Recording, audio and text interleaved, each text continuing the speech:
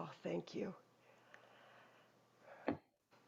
Now, with Barney in mind, I'm going to introduce our speaker today, and I will just say a few words about Eleanor. She is a retired high school and college teacher. She taught history and Spanish, and she was married in the Unitarian Universalist Church in 1959.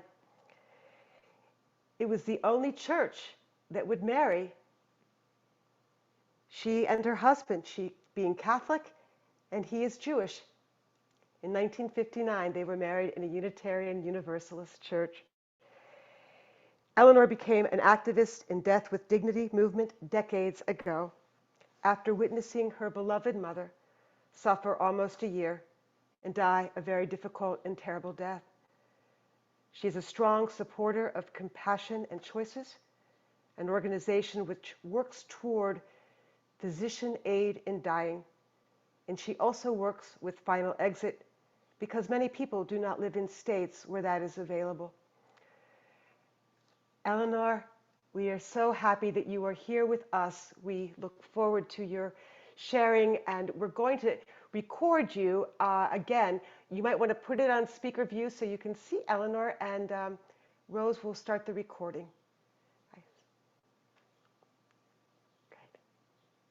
You just need to unmute yourself, my dear.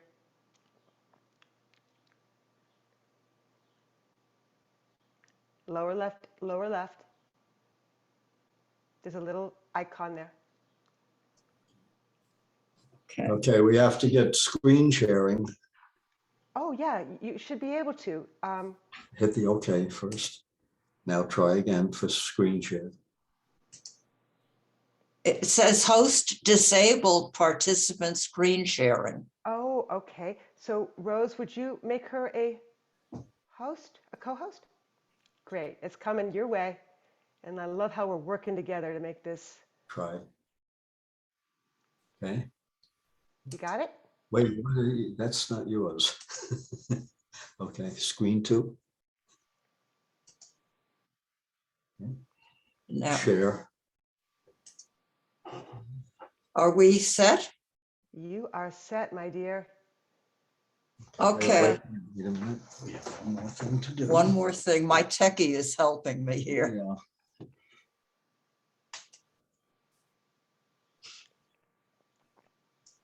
And Eleanor has worked hard to put this together for us today and to Okay, I think we're ready. I want to thank you for giving me this opportunity to visit with you this morning. And Jay, if you'll forgive me, you took a year off my very happy marriage. It was actually 1958. So tomorrow it will be 64 years that we were married by a Unitarian minister in New York City, because 64 years ago, the consensus was that our marriage was really doomed and who would want to marry us. But the Unitarians came through. And so we've had a very soft spot in our heart ever since then. And we have been a member of the Unitarian congregation up in Schenectady at times. So I thank you again. It is a pleasure to be with you. You are already committed to justice and equity and compassion in human relationships, because those are the cornerstone of Unitarianism. My focus is to extend that compassion to the very, very end of life. I talk about what everybody would like to ignore. It's not working. Oh, okay. Page down for slide. So today, I'd like to start the conversation about your choice of actions so that you can achieve as peaceful a passing as possible. Tomorrow, perhaps, use some of the handout information to follow up as you choose to continue the conversation with yourself and with your close ones. You can have some control by preparing in advance, and there are organizations that will help you do that. bear in mind that law and policies restrict what others can do for you, and you do have to document your choices and your wishes to assure that they are carried out. Why do I do this? I'm here because so many years ago, my mother had ovarian cancer, and she lingered for 11 months and became literally a human skeleton. She suffered, and I stood there and watched her suffer, and I did not have the skills to talk to her doctors, the skills to even talk to my mother and acknowledge what we all knew, that she was dying. It was a terrible, terrible death. Take a moment to look at the cartoon. That was my mother's situation.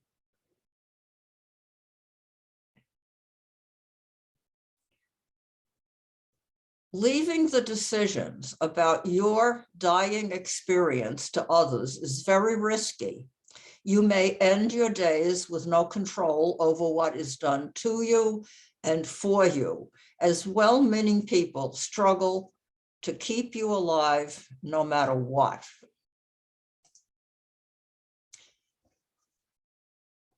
In contrast, many years later, my wonderful pet, Princess, had a very peaceful death. I took her to the vet. The vet administered a barbiturate, and Princess died with my arms around her. I was crying, my dog was comfortable, and at that moment, I really thought about my mother, and I made a commitment. I said, if there's anything I can do to make sure that people have this kind of a death, I'm going to do it. In 1988, which was actually a few years before Princess died, the UU General Assembly passed a resolution supporting death with dignity. Many other organizations in the years since have joined that support. And as a result of these efforts, about 20% of people in America now have a legal access to physician aid in dying.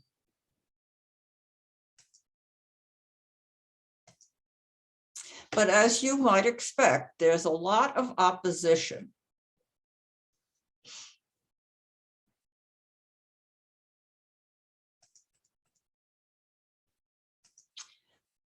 So where is physician aid in dying legal? Outside of the United States, Northwestern Europe and Canada, Australia, Spain last year now have physician aid in dying. Within the United States, there are 10 states and the District of Columbia, which have legal physician aid in dying. You'll note New York is not on that list. So we would have to go to another state and establish residency in order to qualify. Two of our neighboring states, however, do qualify. New Jersey and Vermont both have physician aid in dying, and that is very recent. New Jersey was last year. Vermont, I think, was 4 years ago.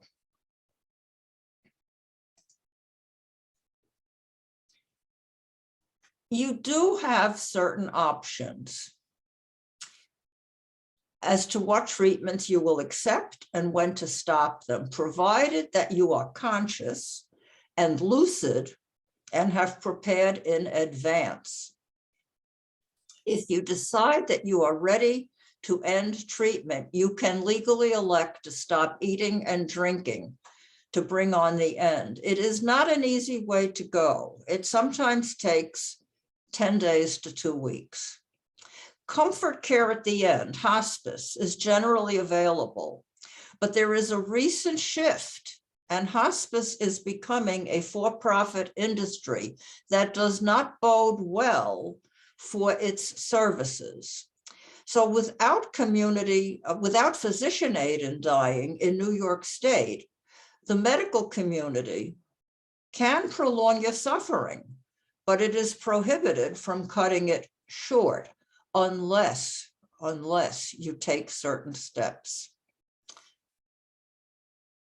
The medical aid in dying bill has been submitted to the New York State Assembly and Senate for the past 7 years. This is the 8th year that this bill is going before the committees.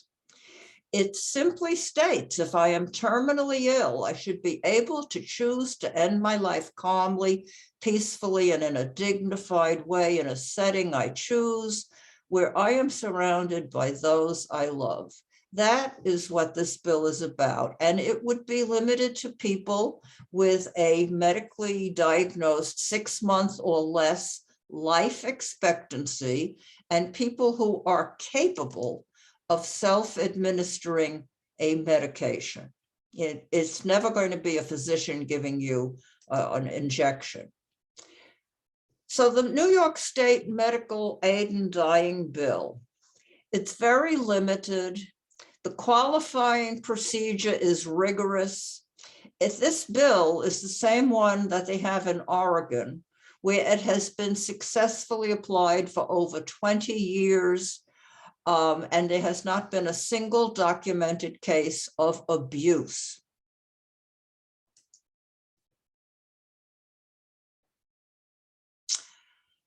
As you might expect, the opposition to the bill comes largely from the Catholic Church and disability rights groups who fear that it is the beginning of a slippery slope. But those in favor of physician aid in dying believe a terminally ill person with no hope of recovery should be given the option of deciding when to depart, should be given the option of deciding when suffering is too much to bear. We really have that right in that we can legally stop drinking and eating, but that is not a good way to go. I personally would rather die like a dog, peacefully and quickly, the way my loving pet Princess went. You have to ask yourself, what is your preference?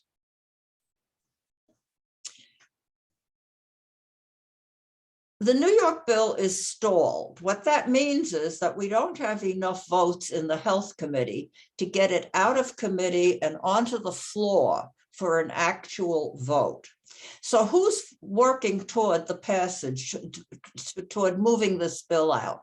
Compassion and Choices, End of Life Choices, New York, Death with Dignity, New York, the Unitarian Universalist General Assembly, the League of Women Voters. If you support the passage of this bill, write to your state legislators. You have that information in the handouts. Write letters to the editor of your local newspaper. If you belong to any organizations, do what I do, ask if you can talk about this, make a little presentation, and I would be happy to work with you if you choose to do that. Your right to choose a death with dignity could be considered a basic human right. Social consciousness is an evolving process because we are fortunate and we live in an open and democratic society. We can agree to disagree. I consider the right to die peacefully and pain-free as our next civil right. 100 years ago, women fought for voting rights. 70 years ago, we had a racial imbalance in this country, and we now have laws that protect all people. In the 80s and 90s, disability rights became a movement. More recently, gay rights. This is the 21st century's right, the right to a death with dignity.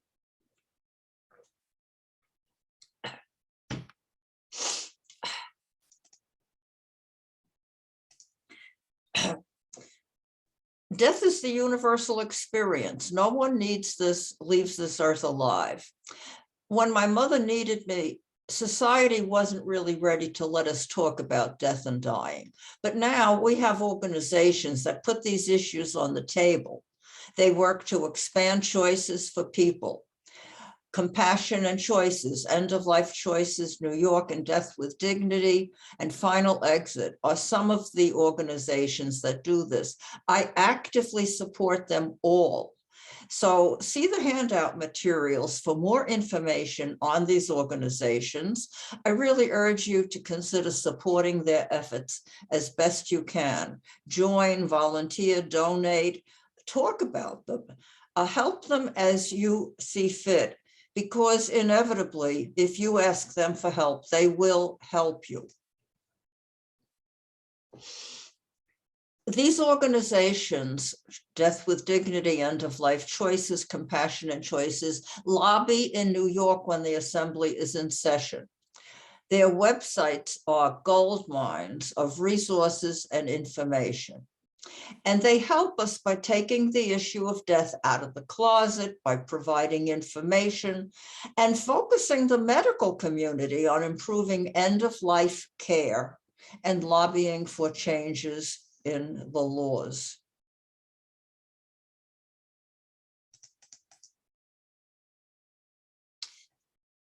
Now, final exit is different. Final exit is, in the truest sense of the word, focused on each individual's special needs. Final exit educates and supports individuals in distress. Even in states that have physician aid in dying laws, the life expectancy requirement of 6 months or less automatically excludes people who have ALS, multiple sclerosis, Parkinsonism, any neurodegenerative disease, because those don't come with life expectancies of less. You can linger for many, many years. Final exit is very consistent with Unitarian Universalist principles. They are motivated by compassion, by freedom of choice, by the dignity of all individuals. Those are specifically 3 of the 7 UU principles. The Unitarian theologian Forrest Church said, a pro-life support position is not always a pro-life position when we can no longer hold on with purpose. To let go is to die with dignity and grace. That really says it in a nutshell. So how do we die? Most people, when asked, say they would like to die at home, but the reality is that 4 out of 5 Americans aren't going to, I'm sorry, 3 out of 5 are going to die either in hospitals or nursing homes. And that is not a good way to go. Final exit provides an alternative. Take a moment to look at the cartoon.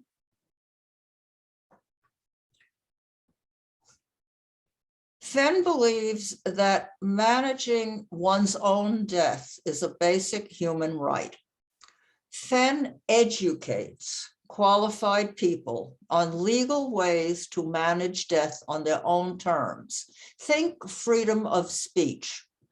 Fenn does research towards increasing choices on ways to peacefully end their lives, and Fenn gives legal support to members whose advance directives are not honored.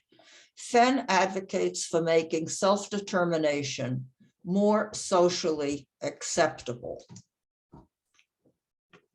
Fenn is a very small organization, but it is a service organization in the truest sense of the word. It is there to assure that its members' final wishes will be honored. It is there to provide an alternative to a prolonged and painful life. Fenn will provide you with an exit guide at the very end, someone to be there with you to offer you comfort, company, and assurance. Be prepared to be very assertive. Be prepared to stand up for what you want. Be prepared to act in your own self-interests. When you talk to your doctor may not be receptive. Don't let that stop you. Find out what your healthcare facility's policies are. Will your healthcare directives be honored? Will your healthcare surrogate be recognized and honored? These are uncomfortable. You have to be very assertive in your own interest. But being well prepared will bring you peace of mind.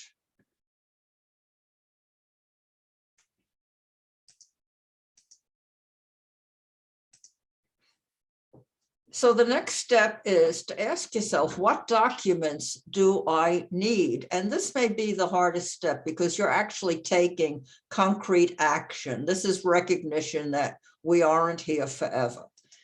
You need a healthcare proxy form, you need a living will, and you might want to think about a dementia provision. These forms will allow you to determine the conditions that you face at the end of life. You can change them at any time. If you go to the websites of Compassionate Choices, Death with Dignity, Final Exit, these forms are all available. If you want state-specific forms, if you go to NewYorkState.gov and to the Attorney General website, forms are available.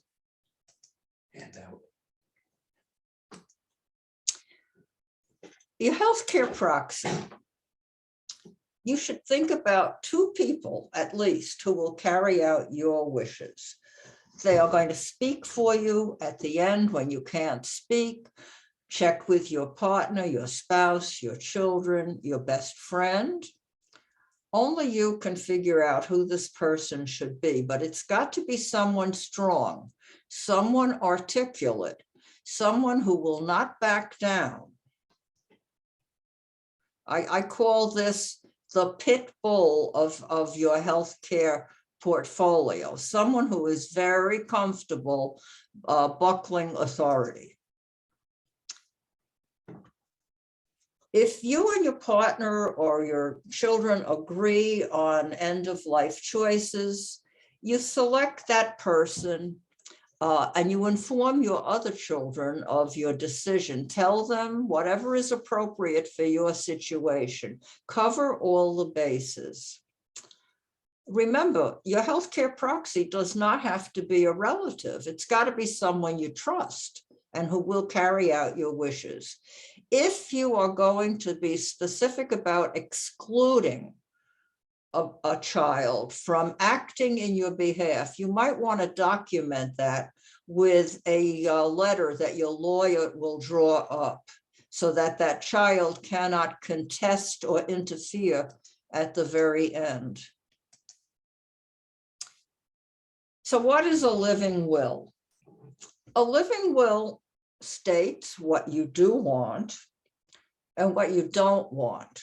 Some of the things that you should think about: cardiac resuscitation, restarting your heart if it stopped, mechanical respiration, a ventilator or respirator to keep you breathing, artificial nutrition and hydration, administered either intravenously or with a tube into your stomach.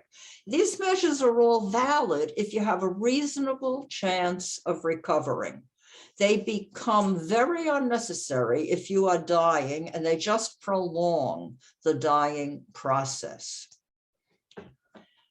Your living will is really what stands between you and a bad ending scenario. So I keep a copy of my living will in my wallet. I keep a copy in my car glove compartment. I keep a copy in my desk in an envelope very clearly marked living will. And maybe you want to make a trip to your local hospital and have them scan these in electronically. And then you take back the original. If they ask to keep the original, you tell them to make a copy and you take your papers home with you. So that would be your first act of combating authority. This is new, this dementia provision. FEN has on its website a supplemental advance directive for dementia care. I strongly suggest that you go to the FEN website and check this out. It was developed by a FEN attorney. It is an evolving situation, and FEN is assuming a more active role. a DNR form, do not resuscitate. This is something you only want when you're really very sick. It's not for everyone right now. It depends on your health condition, and you need to talk to your doctor about this. I do not have a DNR. What you should do, start the conversation, take action, educate yourself, have your papers drawn up, get them ready. Once you do it, you can put them away and say, okay, I've taken care of a really important thing. I can forget about it now. And talk to your family.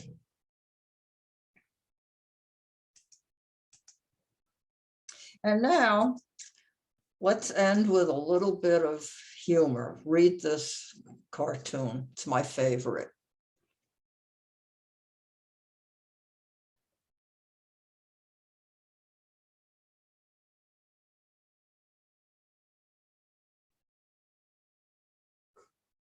And he smiles on their faces. Okay. I see the smiles. This is a very hard topic to talk about. Nobody wants to face their final extinction, but this is a good way to end, and I'm glad that it elicited smiles. So there we are. And I think I sent my contact information. So if anybody wants to contact me, I'd be happy to answer questions. Thank you so much for letting me speak to you. Oh, Eleanor, thank you, thank you, thank you. You've given us so much information. Oh my. If you stop screen sharing, that way we can come out into the gallery. There we go.